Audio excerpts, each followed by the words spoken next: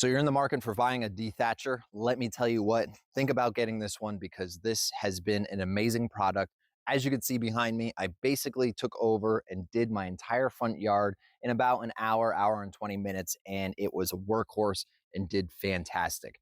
Now it is electric, but that doesn't matter because it is quiet to use and it's powerful enough to get through my front yard. So the nice thing about this, it does have multiple different levels that you could adjust the size. And you have an oversized bag that catches everything. But be sure to have a wheelbarrow or a garbage can to catch the remaining amount because you're probably only going to get maybe 1 or 2 passes before you're going to have to empty it out.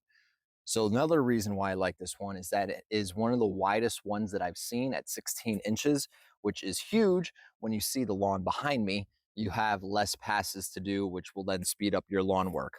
Now, if you're curious about what it actually is that hits up all the thatch, that's the mechanism right there. It connects underneath it, and it basically is just a bunch of little metal springs that digs down into the ground and then picks up all that heavy caked area underneath your lawn.